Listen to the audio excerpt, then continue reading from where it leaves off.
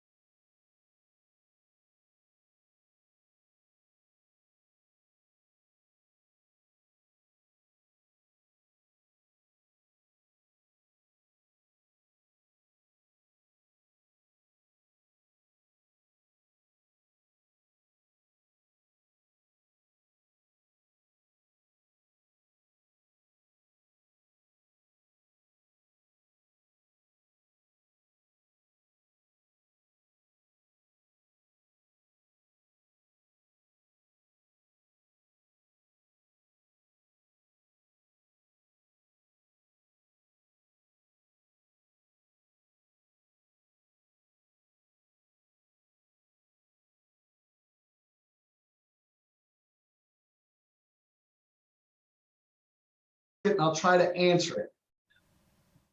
I'll start off with who I am, and I guess that's one thing, Jared, we talked about. Dallas County Assessor. Let's see here. I'm from Southern Iowa. I actually grew up, you could say I was a pig farmer. We probably pushed out over 1,000 head and my dad had a sow operation of 75 head there. So I grew up a pig farmer. I decided to go to UNI, got my degree in finance. By chance encounter, I met a appraiser that had an appraisal firm, or he was the number 2 in the firm. And that's when interest rates had hit 8% in the early 90s, and they were never going to go lower. And so I went to work for them, and I did the grunt work to start with. My staff loves this one. My first job with them was to go to the courthouse because the internet did not exist. And so I would pull all the documents. Once I started doing that, I figured I might as well get my appraisal license. So I studied and got my appraisal license and started doing mortgage appraisals for banks while I was attending college.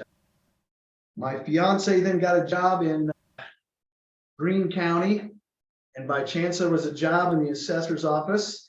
So I went to work for the assessor's office there, and then I came to Dallas County in July of '97, became assessor January 2004, and now here we are this many years later.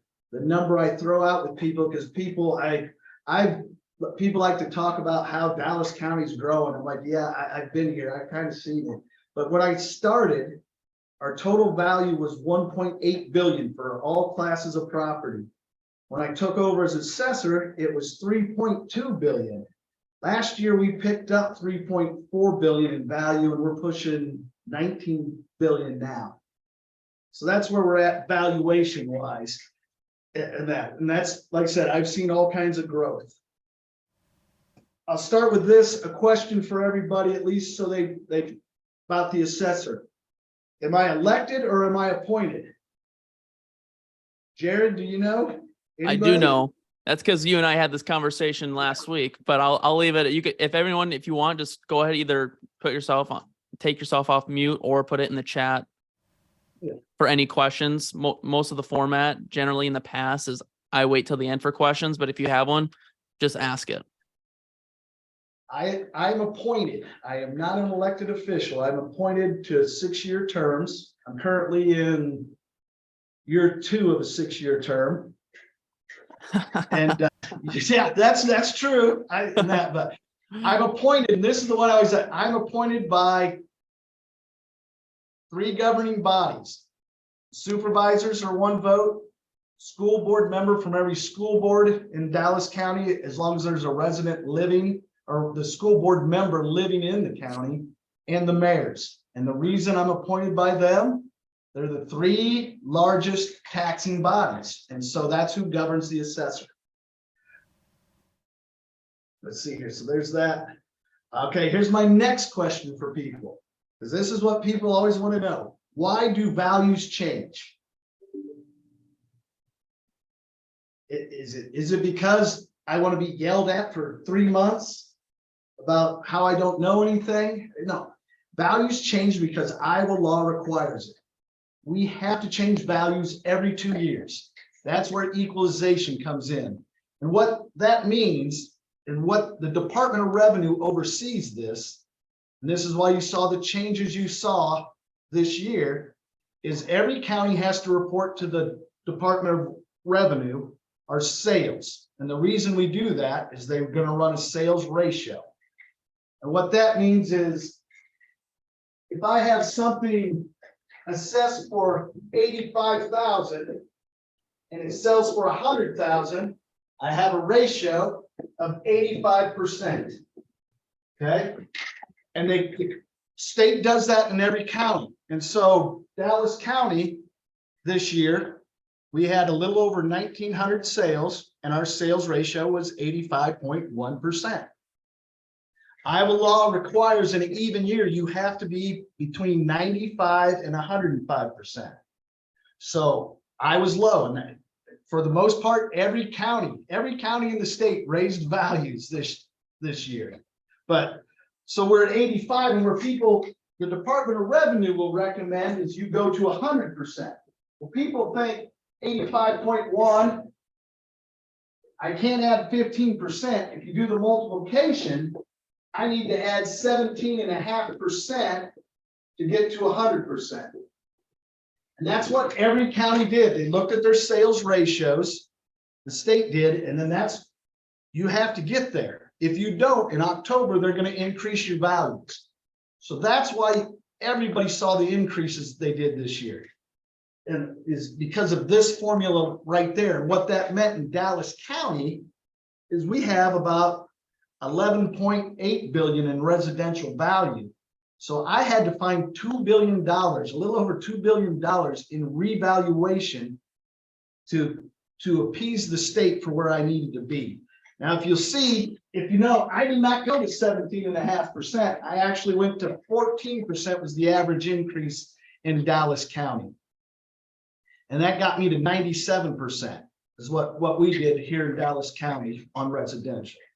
But does everybody understand that? Is there anything, anybody wants any clarification on that?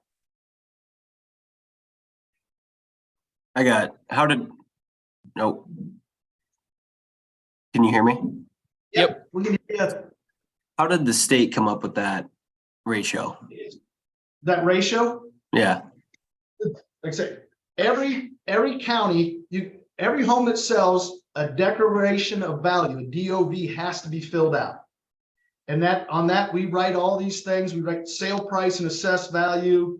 They want to know the type of house and that. But from those, we turn those into the state, and then they run a formula, or they put it in their system, right. And they say, hey, your ratio is 85.1. That's what ours was. Other counties, Polk counties was a little bit higher. There was some. I think the lowest decrease or increase this year was in Kossuth County. They did a little less than 7%. So that was all based on the numbers of the DOVs you turned into the state.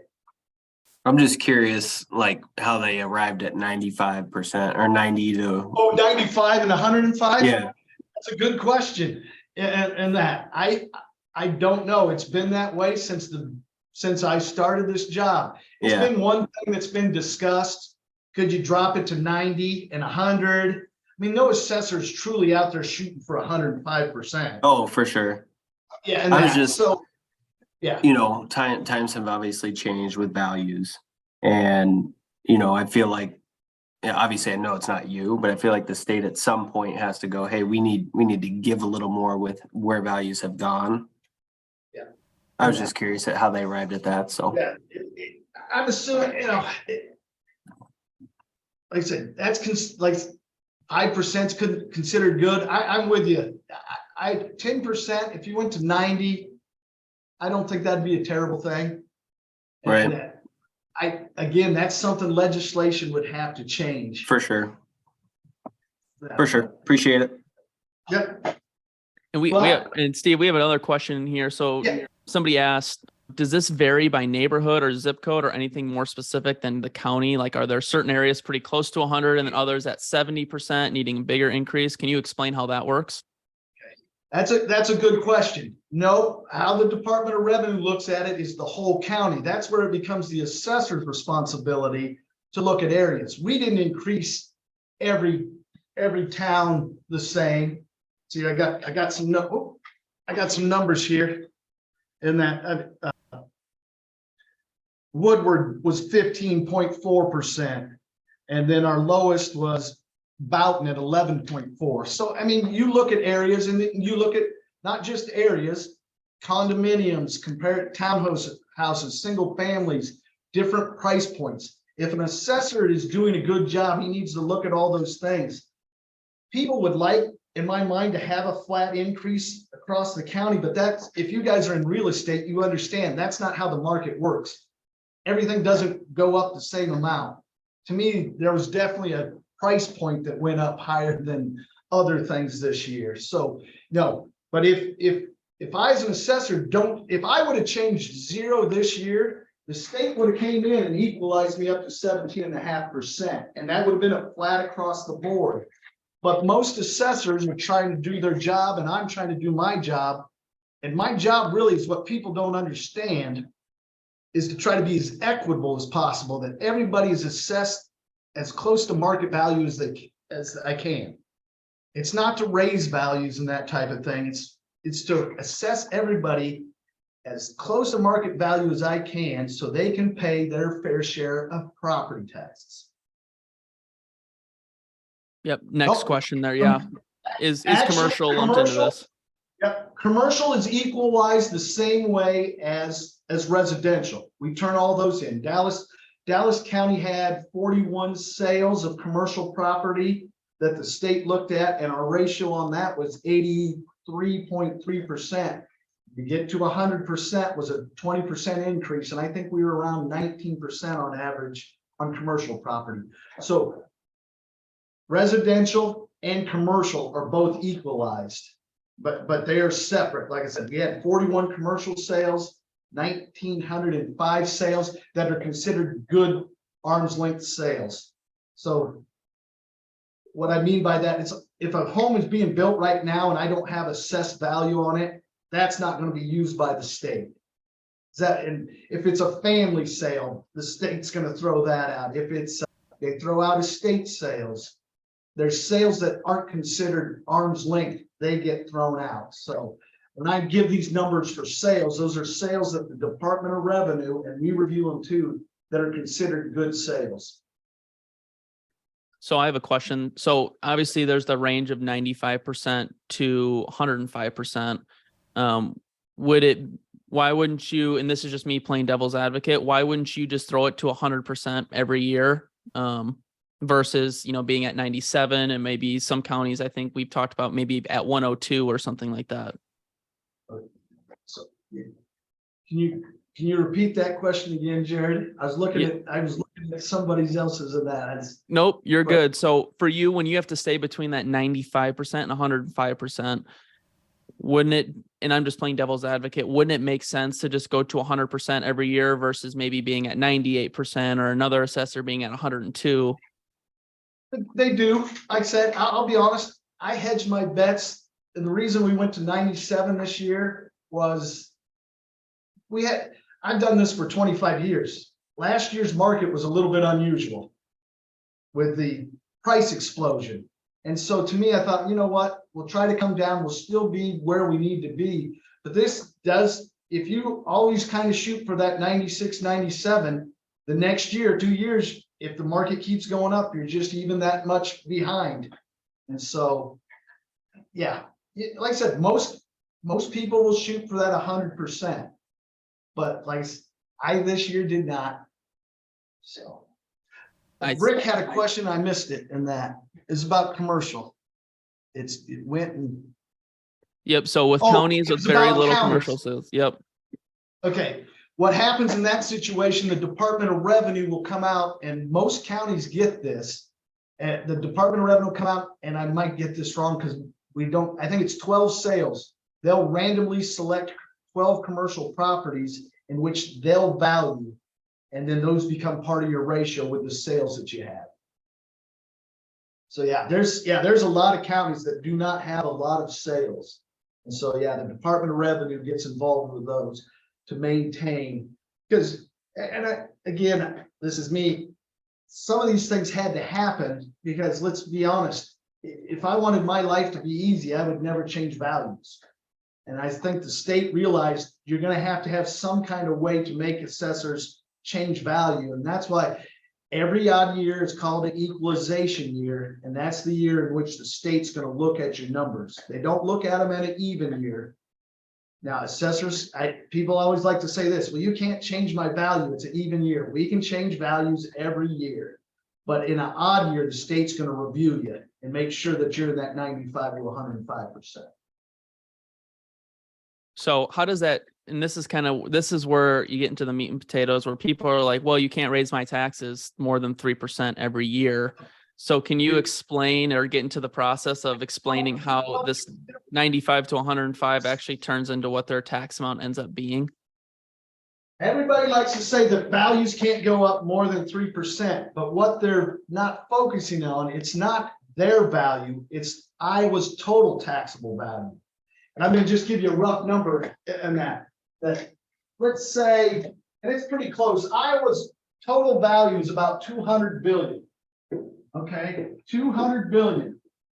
Our current rollback or assessment limitation on residential is 56.5%. So Iowa's total taxable value is about $113 billion. Okay, that's the number that can only go up by 3%, and that's what affects the rollback assessment limitation, which you don't pay on 100% of your assessed value. There is a assessment limitation which limits it. And this is what's going to happen to the rollback assessment limitation this year. This can only increase 3%. Okay. Iowa's taxable residential value can only go up to about 116.4 billion. Okay. On average, let's say everybody increased 25% across the state. Now we have 250 billion in assessed value. So to determine what the rollback is going to go to, you divide 116.4 into 250, you get about 46.5%. And that's what I foresee the rollback going down with all these values. I shouldn't say that. That'd be an estimate of what the rollback is probably going to go down to, or the assessment limitation. I think if you go out to Polk County's website, they're showing that they estimate the rollback to go down to 46.1%. So if you increased, again, in Dallas County, I'll use this, and I'm just going to use the 10%. If the average increase was 14%, but the assessment limitation is going down 10%, taxable value in Dallas County is only going to really go up about 4%. But again, this number is not set in stone. The Department of Revenue will actually send out what the assessment limitation is in October, because they have to wait for there's still Polk County still in border review. There's counties still finishing up the border review. So we don't know what this number is. And I've talked to some counties, and they're worried that their board is going to lower below the 95%.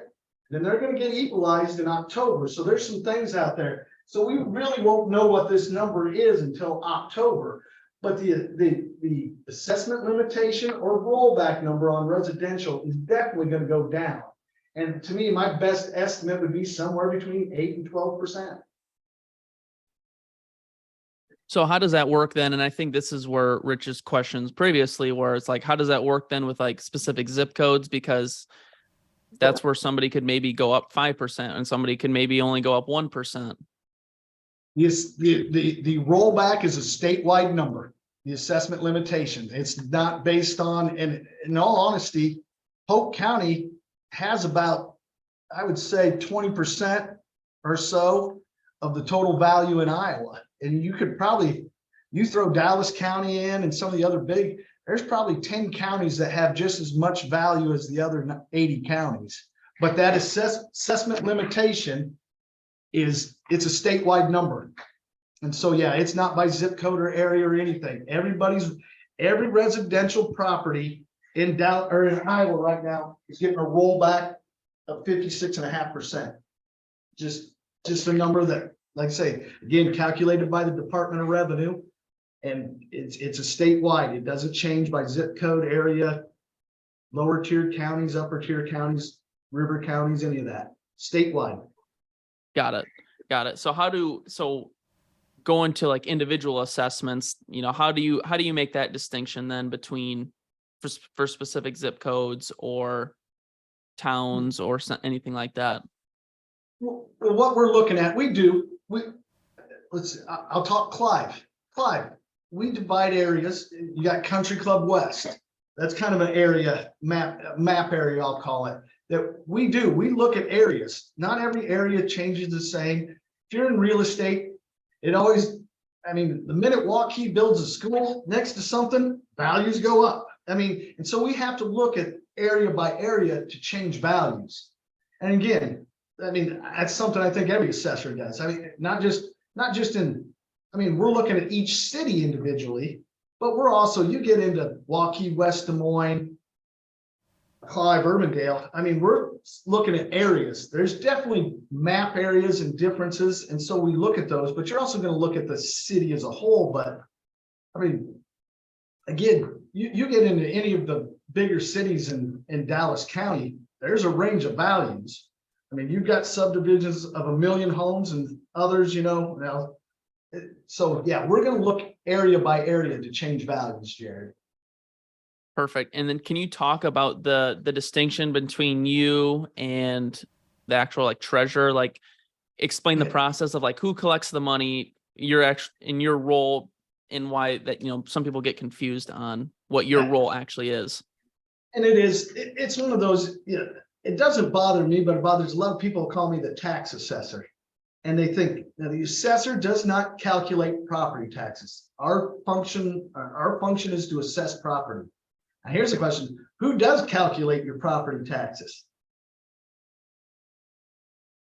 Anyone? Logan? Who else I got here? I haven't heard from. Sarah? Your property taxes is actually calculated by the auditor's office. They collect all the levies from all the levying bodies. The auditor's office collects, then they compile them, and then they calculate the property taxes. What people are due, they put all the credits in that. The treasurer's function is to collect that money. But yeah, I don't collect taxes. I don't calculate that. I do assess value. So if somebody, when people call you to dispute their value, talk about the process of that, maybe why, some people, like that's where some confusion will come in for sure. It's like, why did my value go up so much? Can you talk through that process? There's I want to make sure I get these dates right in that, but the state changed. There's now, after we have to have assessment notices out. And so by April 1st. And then you have a time to protest, and you can file an informal protest at the time, or you can file with the board of review. Informal is our office, we'll review it. I like the informal process. We always try to do it beforehand. The problem with the informal process is people think that's the only time you can come and talk to the assessor. If you have an issue, come in. I was glad I had a gentleman come in last week. And he didn't file with the board of review, and we looked at his things. And I said, you know what? I'll send somebody out in the fall of this year. We'll look at your property again and see if there is anything we can do for you.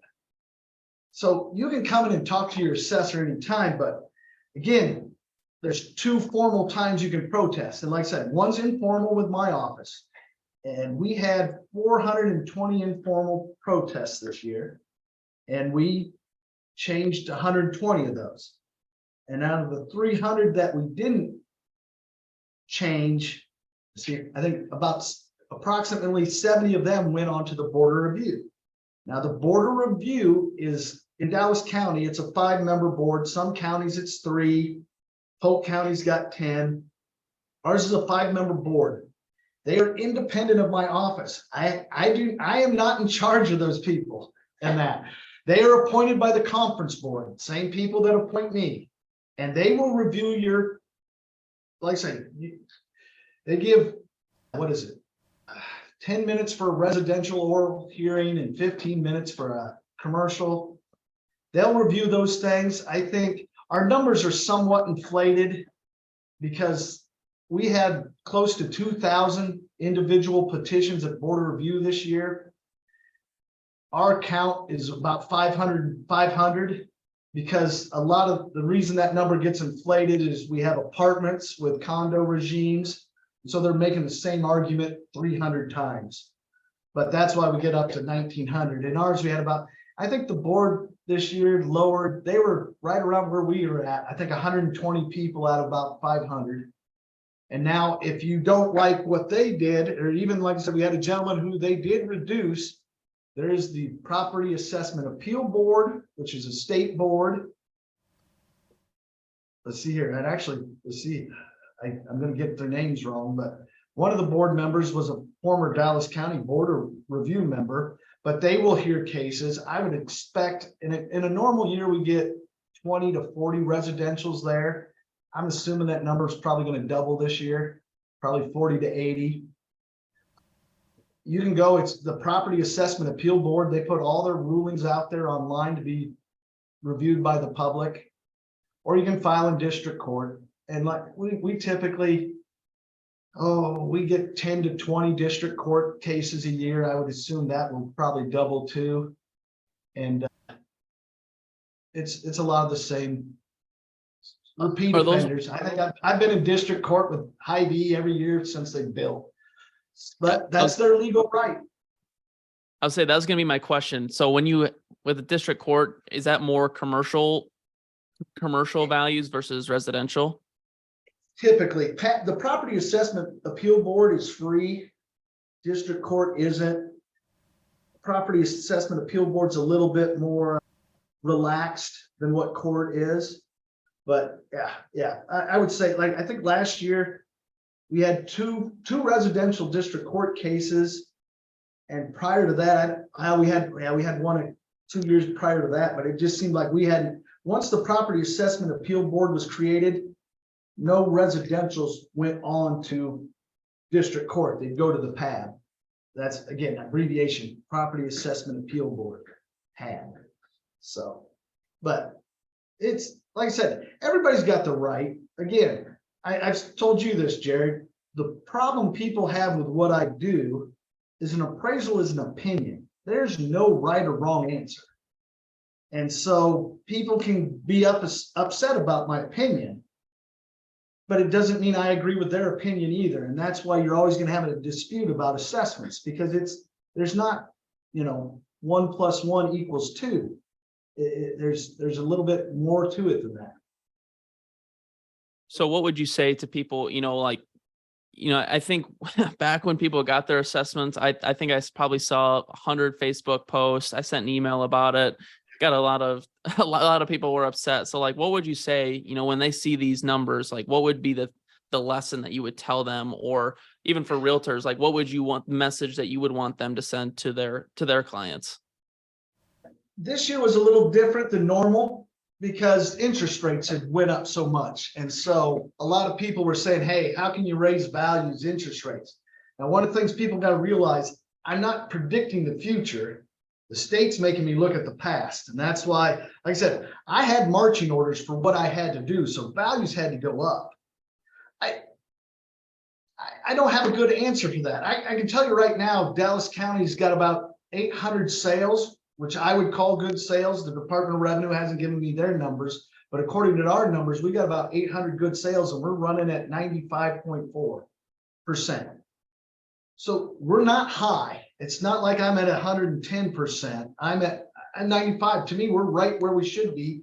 And things are trending very similar to last year in the sense that we're dropping. We've been dropping about every week for the last 4 weeks. And it just seems like we're going to continue to do that during which I would say right now, this is my opinion, July and August, which are typically the 2 busiest months for home sales.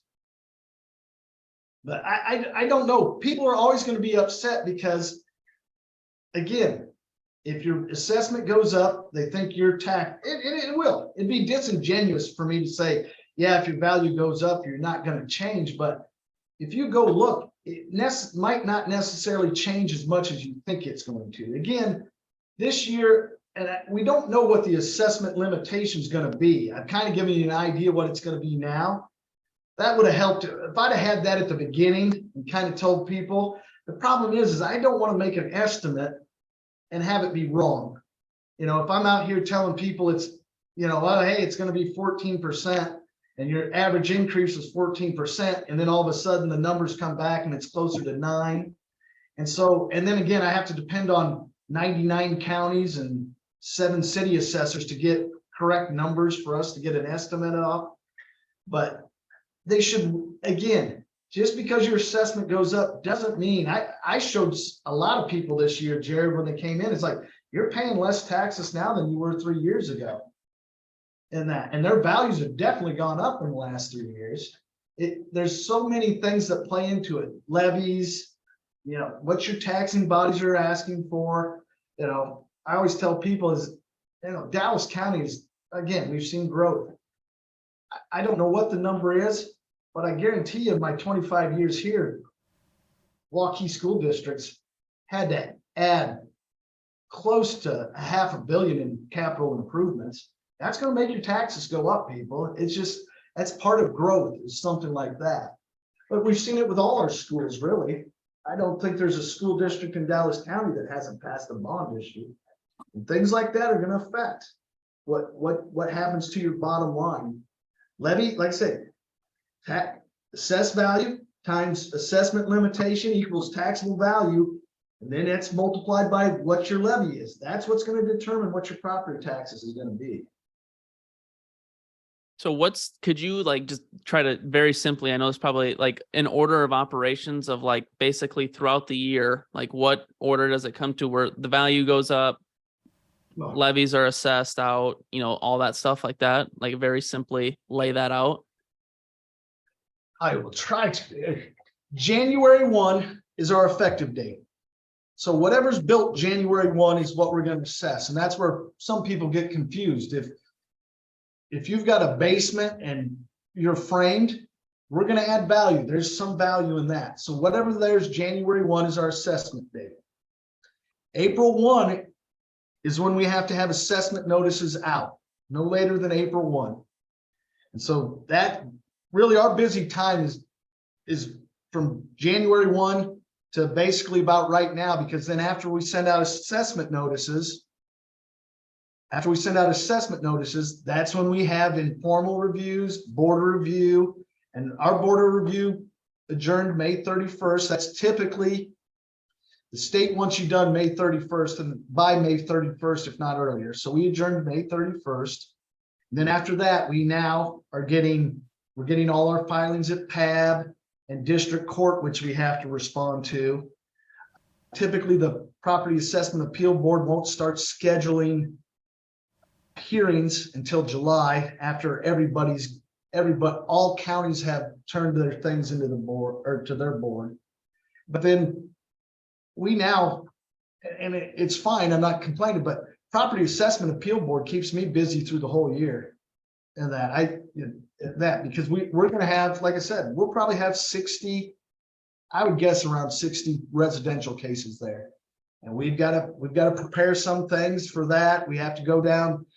Things have gotten a little lax there. They always used to want us down there in person, but more and more people, again, I'll say because of COVID, do it by phone. Well, if they want to do it by phone, I'm going to do it by phone. I'm not going to drive down to the State House, Lucas Building. But that keeps us busy. the appraisers are busy year round, you know, picking up new construction. Anybody, you guys are in Dallas County, you drive around, it never ends. So they're out measuring constantly. And so, and then, like I said, from tabs throughout the whole year, district court, I think I've got an upcoming court case here in 2 weeks. It keeps us busy year round, those things, but the appraisers and the staff, like I said, right now we're busy with 65 and plus and that, but we're busy through the whole year signing up people for homesteads, militaries, the DOVs. We have to report those to the state. That keeps us really busy. But like I said, January 1, April 1, and right now it's kind of, those are big dates for us to, okay, work's got to be done by April 1st. And I think it was, I got it on the back. It was 1,635 new homes we picked up last year.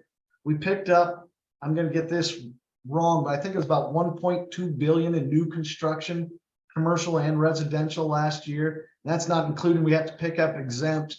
I think we picked up about 400 billion in exempt property last year. I mean, those things keep us busy year round. But does that answer?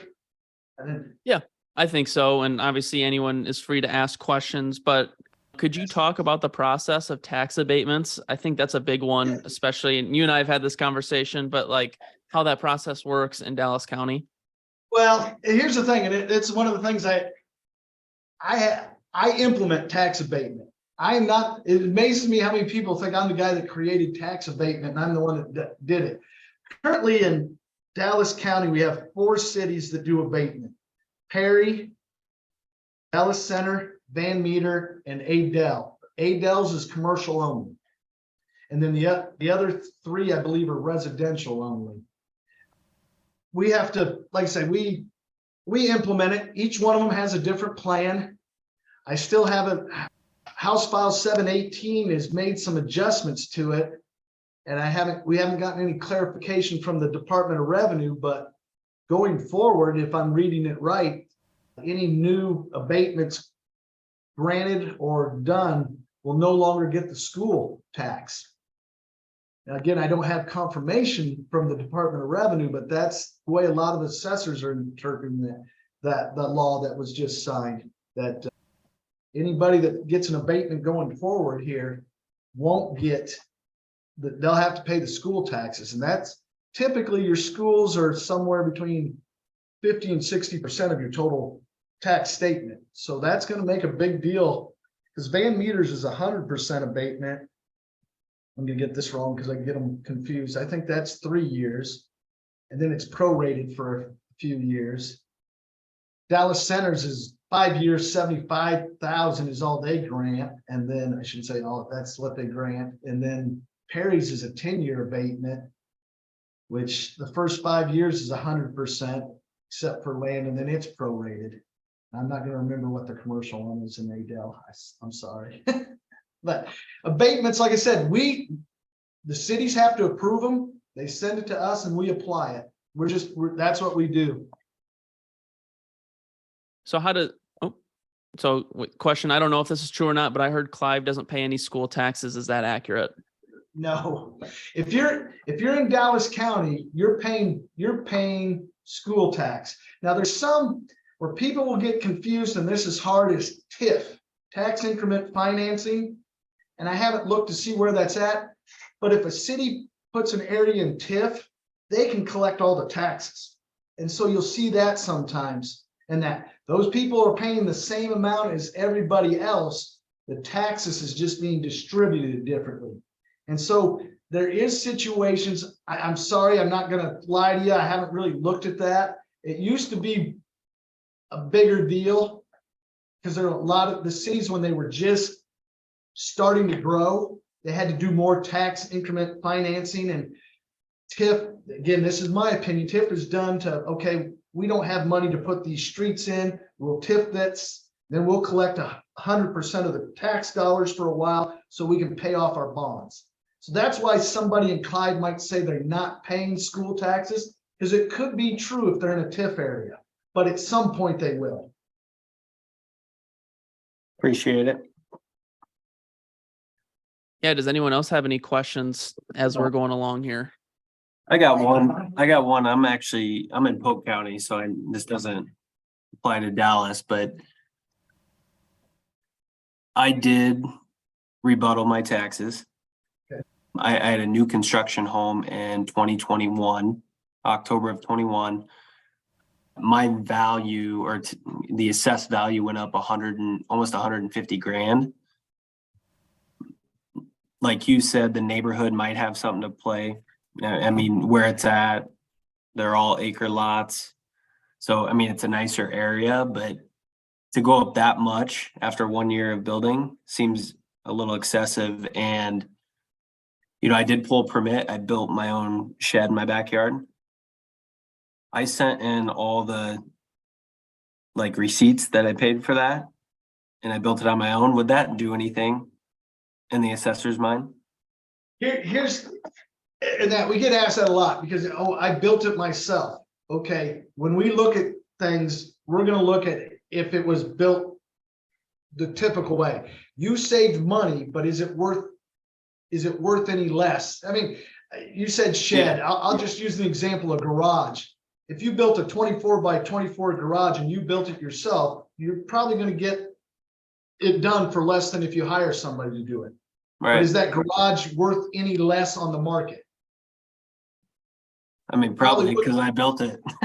Yeah, that thing could fall over tomorrow. If you're really bad at construction, it might make some difference, because I'm not going to lie to you.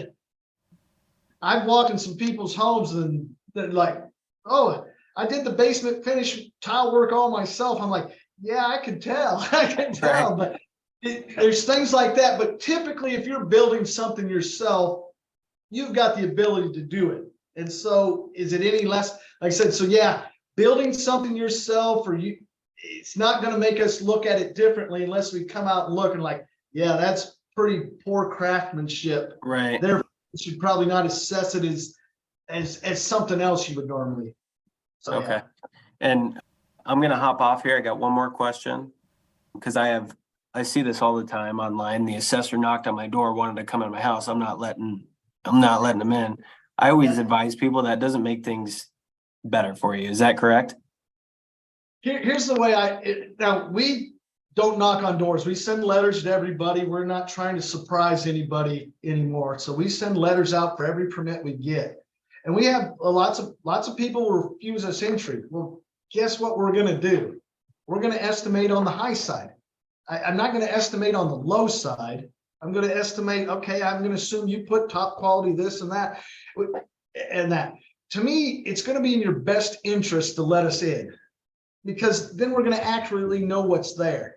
If we don't, you can't expect me to, well, I assume they've got the poorest quality finish that you could have. That's not what we're going to do.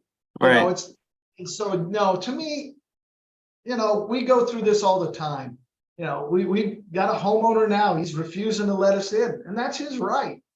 But what do you think we're going to do in that? We're going to go with the assumption that 90% of the basement's finished. We're going to go with the assumption that you put good quality in. I'm not going to go in. And so to me, you don't. Yeah, and that's the way that I have seen it too. So yeah, and we're not trying, again, I'm not trying to be vindictive when we do that, but if you want me to guess, I'm typically going to guess on the high end and not the low end if you haven't let me look. And I assume what most assessors are doing. But again, I don't understand that when people don't want to let us in, but again, I had a gentleman out last week and he was telling me about how he was going to get the legislators to pass a bill.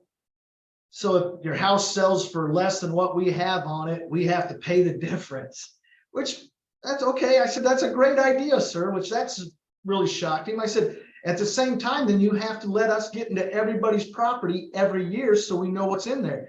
And all of a sudden, it dawned on him, right.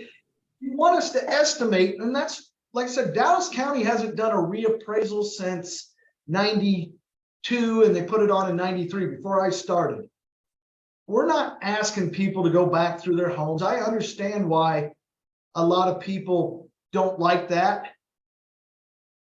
So we haven't tried to do a reappraisal where we go into everybody's home. So with us doing that, you have to understand, and it's where we're wrong a lot of times. We have to make assumptions. And I always remember this one I bring up, in that it was somebody, they were in Woodward. I think we revalued, it was 2017. They specifically asked for the assessor to walk through their property. I went up and walked through it. The house was built in 1964. Everything in that house was original. Flooring, that. Now, if you're me, what are you going to make an assumption? That they did typical maintenance. They had not. So we were wrong on that house, and I had no problem lowering them. And that's where it helps people sometimes to let us in, because if not, we're going to make assumptions. And one of the assumptions you make is people doing typical maintenance to their home. And the thing is some don't. And it also goes the other way. There's people that don't stick. Well, I just saw it today, a house in Redfield listed for 195 and we have 110. They bought it for 85,000 2 years ago. They've gutted and fixed that up. We're not driving every street every day to see who's doing work. So we miss those things too.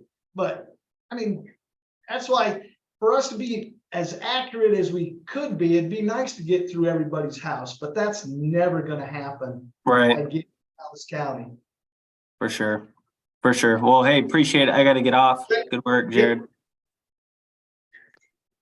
So basically you're saying that if you want the most accurate opinion of assessment, let you walk through the house. I think it's helpful. Again, and this is why I tell people, we're not trying to do anything to you. We're not doing to anybody else. And that's to try to accurately assess your property.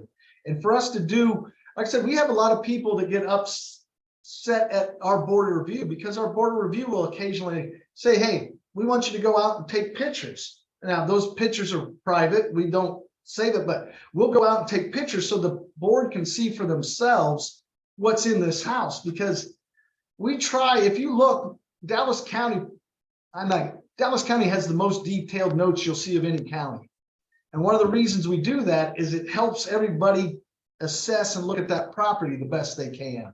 You know, what's ceiling heights, what's these type of things. So people can look at those things. And so every now and then our board will send us back out, and people get a little upset at the board of review, but you're the one that wants your value looked at and possibly changed.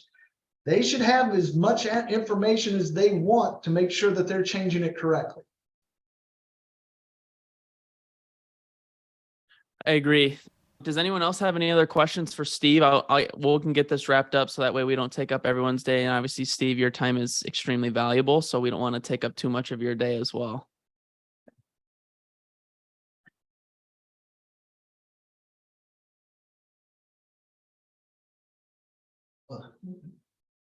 Once, twice. Going once, going twice. Well, Steve, do you have anything else to leave everybody out? Leave them with something of value. If anybody have any questions or need something answered, call our office. We'll help you. Like I said, I went and talked to some realtors last week, and they didn't know some of the things on the web. And I said, if you had questions, we'll answer your questions and work with you on any of those things. We're here to assist as many people as we can. So if you have a question or that, call. I'm always amazed how many people think they can't talk to me in that.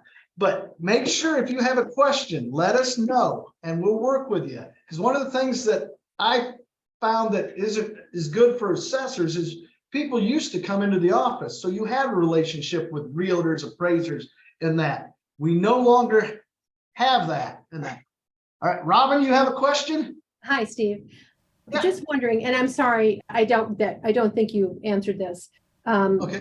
Because it's sort of a little off topic, but I've noticed on the Dallas County Assessor site, unlike the Polk County Assessor site, it doesn't show the classification, the zoning. So Polk County will say RS or PUD-SF, or where do I find that? It seems like I have found it before, but I have to dig quite a bit. You have to dig in that. It's something, and I'm glad you said that, Robin, because we're hoping we have a year in which we can do some things like that. For us to do it, which we've had issues in the problem, we have to get that information from the cities. Mm-hmm. And we're hoping to find a way, and you would think in this day and age that we could just use technology to take that information and throw it into what we want.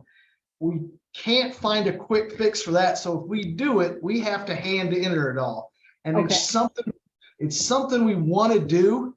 We just haven't ever done it yet because it's a fact. I've got an office of 12. You look at any county that's similar to us in size, other than Polk, and that they have a city assessor and a county assessor for their largest city they have in that, and they typically got 20 plus people working in it. I've kind of had a bare minimum staff that has caused me some issues where we haven't been able to do some of the things that people ask for, and it's something, Robin, we're working on. And like I said, now that you said it, I'll definitely make another note of it that, okay, this is something we need to try and do. When can we get this done? Okay. I don't know if this makes it any easier, but is it possible maybe there's just a link back to the city site? Because you could tag it. That might be easier to do at least. Yeah, city maps. And that's another way we've looked at. But like I said, we were hoping, and we tried to do it, Robin, is make a layer on our maps to show that. And we just have not had any luck doing that. Okay. And so you're probably right. We're probably going to have to go to something different where we just get you sent to the correct place to look for it. All right. Thank you. Great question. Anybody else?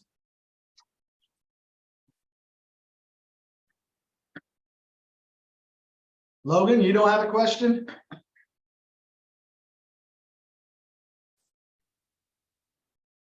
All right. All right. Well, Steve, thank you again for taking time out of your day to join. I really do appreciate it. And I'll send you the recording. So that way, if you do want to put it on your website for any of this stuff, I think a lot of this information is key, and a lot of people don't know it. So I really do appreciate your time today. Thanks for having me. Awesome. Well, thank you everybody for joining. I'll send the recording out and go from there. So thank you again.